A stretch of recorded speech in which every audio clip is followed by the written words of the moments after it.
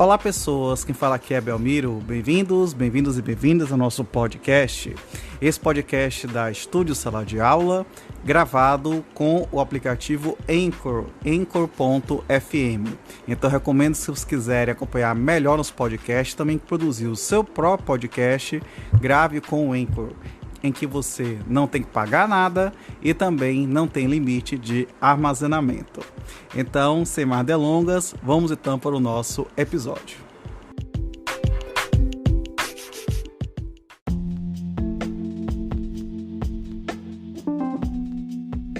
Capítulo 16 da Constituição de Renda, artigo 803. Pode uma pessoa, pelo contrato de constituição de renda, obrigar-se para com outra a uma prestação periódica a título gratuito.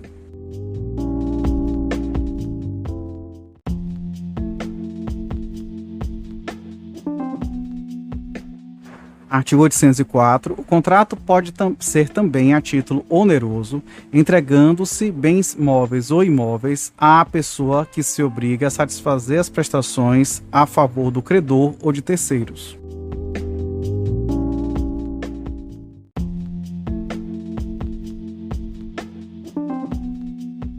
Artigo 805. Sendo o contrato a título oneroso, pode o credor, ao contratar, exigir que o rendeiro lhe preste garantia real ou fidejussória.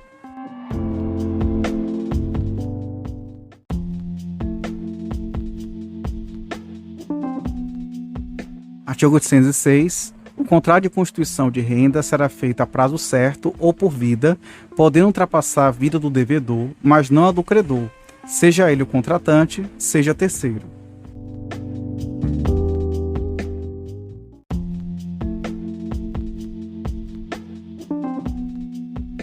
Artigo 807. O contrato de constituição de renda requer escritura pública.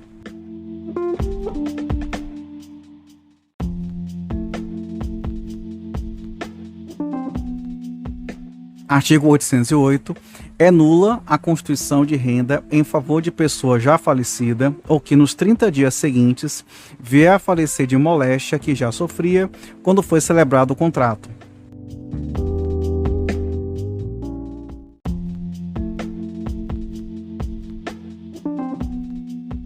Artigo 809. Os bens dados em compensação da renda caem, desde a tradição, no domínio da pessoa que por ela se obrigou.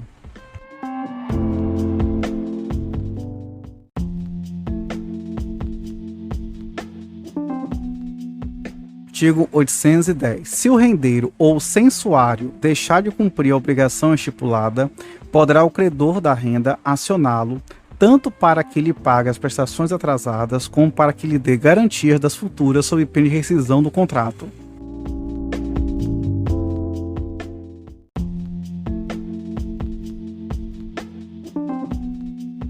Artigo 811. O credor adquire o direito à renda dia a dia, se a prestação não houver de ser paga adiantada no começo de cada um dos períodos prefixos.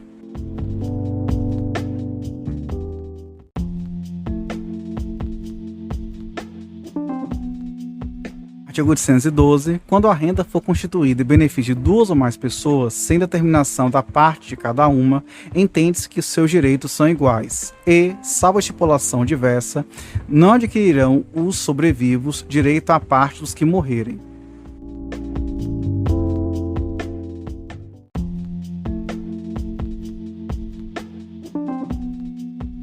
Artigo 813. A renda constituída por título gratuito pode, por ato do instituidor, ficar isenta de todas as execuções pendentes e futuras.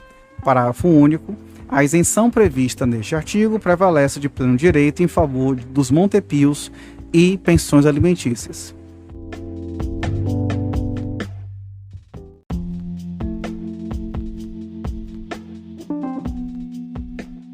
Capítulo 17. Do jogo e da aposta. Artigo 814. As dívidas de jogo ou de aposta não obrigam pagamento, mas não se pode recobrar a quantia que voluntariamente se pagou, salvo se foi ganha por dolo ou se o perdente é menor ou interdito. Parágrafo 1º. Estende-se essa disposição a qualquer contrato que encubra ou envolva reconhecimento, novação ou fiança de dívida de jogo, mas a nulidade resultante não pode ser oposta ao terceiro de boa-fé. Parágrafo 2º. O preceito contido nesse artigo tem aplicação, ainda que se trate de jogo não proibido, só se situando aos jogos e apostas legalmente permitidos. Parágrafo 3º. Excetuam-se, igualmente, os prêmios oferecidos ou prometidos para o vencedor em competição de natureza esportiva, intelectual ou artística, desde que os interessados submetam às prescrições legais e regulamentares.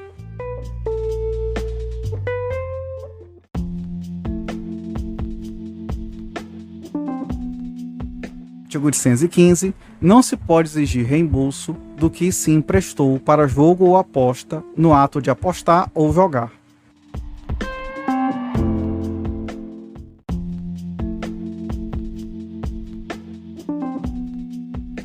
Artigo 816. As disposições dos artigos 814 e 815 não se aplicam aos contratos sobre títulos de bolsa, mercadorias ou valores, em que se estipulem a liquidação exclusivamente pela diferença entre o preço ajustado e a cotação que eles tiverem no vencimento do ajuste.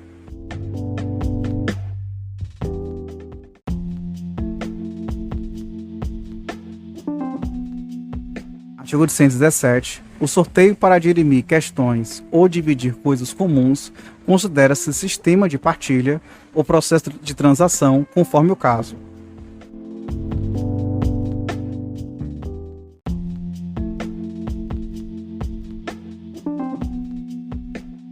Capítulo 18 da fiança. Seção 1.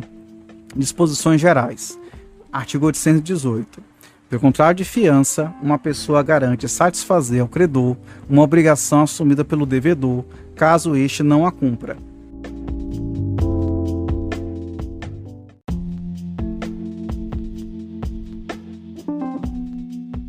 Artigo 819. A fiança dar-se-á por escrito e não admite interpretação extensiva.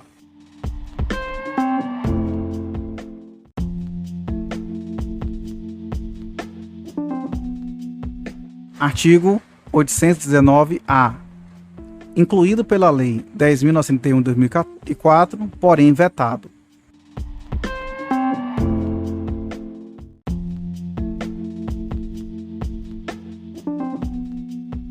Artigo 820.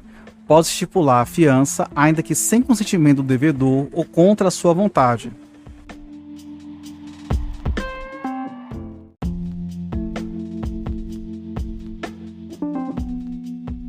Artigo 821. As dívidas futuras podem ser objeto de fiança, mas o fiador, neste caso, não será demandado, senão depois que se fizer certa e líquida a obrigação do principal devedor.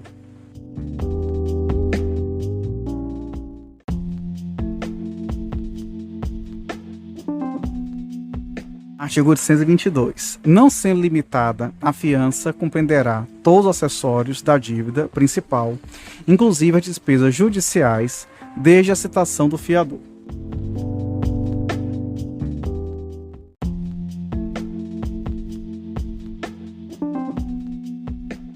Artigo 823. A fiança pode ser de valor inferior ao da obrigação principal e contraída em condições menos onerosas e, quando exceder o valor da dívida ou for mais onerosa que ela, não valerá senão até o limite da obrigação afiançada.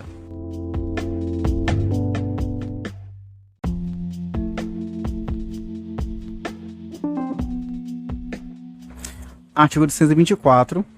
As obrigações nulas não são suscetíveis de fiança, exceto se a nulidade resultar apenas de incapacidade pessoal do devedor. Parágrafo único. A exceção estabelecida neste artigo não abrange o caso de mútuo feito a menor.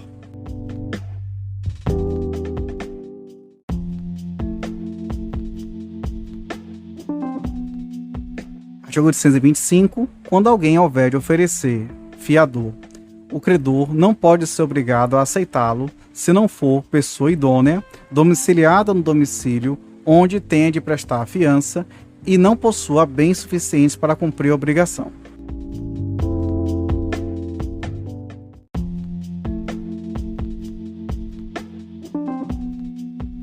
Artigo 826. Se o fiador se tornar insolvente ou incapaz, poderá o credor exigir que seja substituído.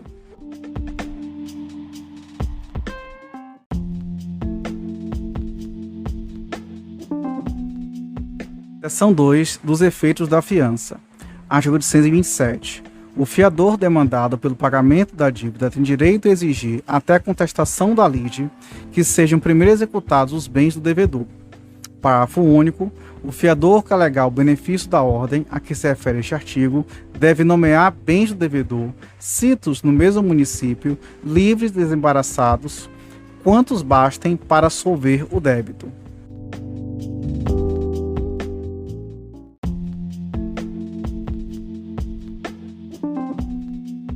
Artigo 828. Não aproveita este benefício ao fiador. Inciso 1. Se ele o renunciou expressamente. Inciso 2. Se se obrigou como principal pagador ou devedor solidário. Inciso 3. Se o devedor foi insolvente ou falido.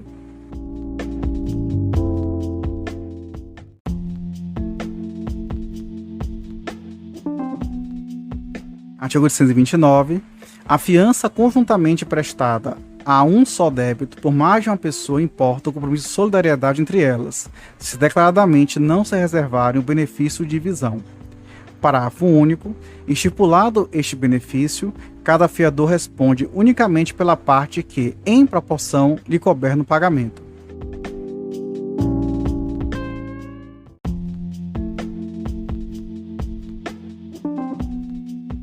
Artigo 830. Cada fiador pode fixar no contrato a parte da dívida que toma sob sua responsabilidade, caso em que não será por mais obrigado.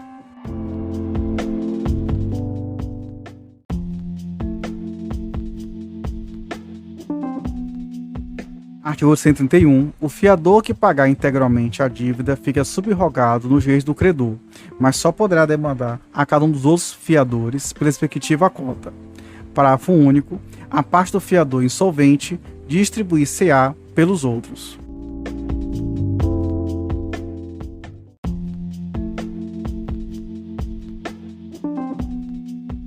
Artigo 132. O devedor responde também perante o fiador por todas as perdas e danos que este pagar e pelos que sofrer em razão da fiança.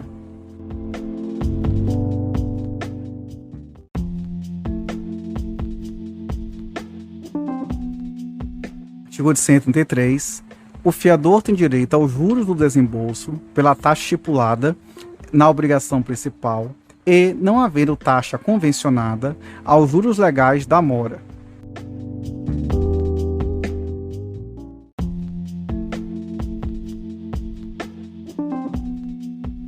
Artigo 834. Quando o credor, sem justa causa, demorar a execução iniciada com o devedor, poderá o fiador promover-lhe o andamento.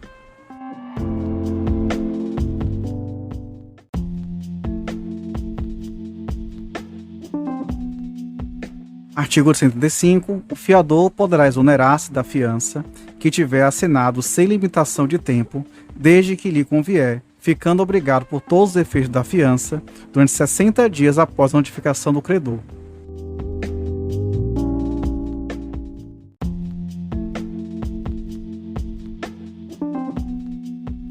Artigo 136. A obrigação do fiador passa aos herdeiros, mas a responsabilidade da fiança se limita ao tempo decorrido até a morte do fiador e não pode ultrapassar as forças da herança.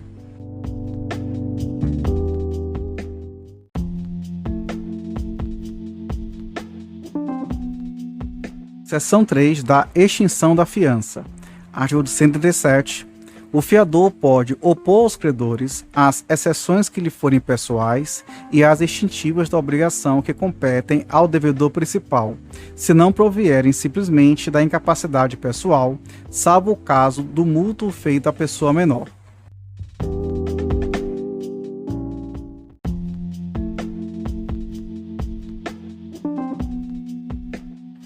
Artigo 138. O fiador, ainda que solidário, ficará desobrigado. Inciso 1. Se, sem consentimento seu, o credor conceder moratória ao devedor.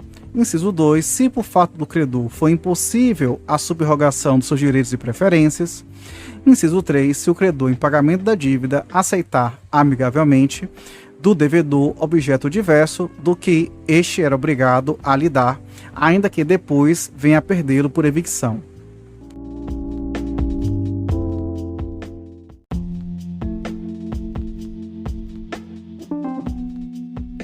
Artigo 139. Se for invocado o benefício da excursão e o devedor, retardando-se a execução, cair em insolvência, ficará exonerado o fiador que o invocou, se provar que os bens por ele indicados eram, ao tempo da penhora, suficientes para a solução da dívida afiançada.